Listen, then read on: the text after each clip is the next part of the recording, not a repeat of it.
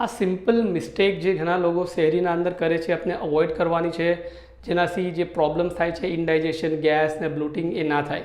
તો જ્યારે આપ મોર્નિંગમાં શેરી વાસે ઉઠો તો 5-10 મિનિટ જમવા પહેલાં 1 યા 2 ગ્લાસ પાણીના પી લો અને શેરીનું જમણ જમા બાદ 2 યા 3 સિપ્સ ઓફ વોટર ઇઝ ઓકે, એમાં કંઈ વાંધો નથી.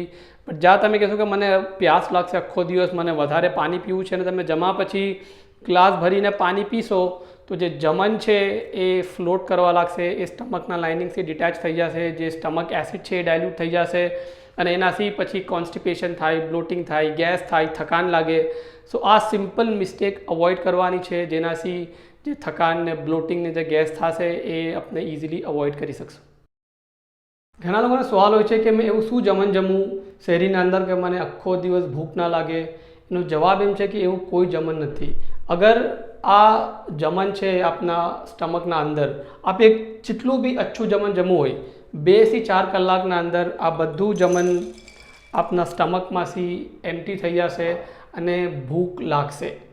સો આપ કંઈ બી જમન જમો 2 થી 4 કલાકમાં એ ડાયજેસ્ટ થઈને પાસ થવાનું છે. ધ્યાન એમ રાખવાનું છે કે જે બી જમન જમો અચ્છું જમો, બટ ઓવર ઇટિંગ ના કરો એમ સોચીને કે મને આખો દિવસ ભૂખ લાગશે. ધ ફોકસ કા હોવું જોઈએ કે બિલ્ડિંગ ધ પેશન્સ અને સેલ્ફ કંટ્રોલ. માઇન્ડને ડેવલપ કરવાનું છે, સહનશક્તિ છે, વિલ પાવર છે, એને ડેવલપ કરવાનું છે અને ફોકસ જમનથી હટાવીને ઇબાદતના ઉપર, અમલના ઉપર વहाँ રાખવાનું છે. અગર જો આપનો ફોકસ વहाँ હશે તો ઓટોમેટિકલી ભૂખ નહીં લાગે, કોઈ સ્પેશિયલ ફૂડ નહીં જોઈએ અને રોઝા એકદમ આરામથી અને તમક્કુનથી થશે. મને શેરીમાં કેટલું પાણી પીવું જોઈએ કે મને જેનાથી આખો દિવસ પ્યાસ ના લાગે? આપ કેટલું બી પાણી પીઓ 2 થી 3 કલાકમાં એ પાણી બોડીમાંથી એલિમિનેટ થઈ જશે. વી આર નોટ કેમલ્સ, આપણે કંઈ પાણી સ્ટોર કરીને રાખવાના નથી. બટ જો અગર આપણે વધારે પાણી પીશું એમ સોચીને કે મને આખો દિવસ પ્યાસ ના લાગે તો એ વધારે પાણી પીવાથી કિડની પર પ્રેશર આવે છે, કિડની ઓવરવર્ક થાય છે. અકોર્ડિંગ ટુ રિસર્ચ એમ કહે છે કે 1 કલાકના અંદર આઈડિયલી 1 ગ્લાસ યાની 250 ml પાણી યા આપણે 2 ગ્લાસ પી શકીએ છીએ મેક્સિમમ, એમાં કંઈ વાંધો નથી. બટ જે મેક્સિમમ અલાવન્સ જે છે 800 ml છે, એ બી કોના વાસે કે જે ઘણું સ્વેટિંગ કરતું હોય યા જે ઘણું હાર્ડવર્ક કરતું હોય. બટ આપણે કેટેગરીમાં નથી. સો ફોકસ અગેન પાણી પીવા પર નથી. The focus has to be on કે મેં ઇબાદત કરું, ખૈરના અમલ કરું કે અને જો ફોકસ વहाँ હશે તો automatically patience, self control build થશે, પાણીની પ્યાસ નહીં લાગે અને રોઝા આરામથી તમક્કુનથી થશે.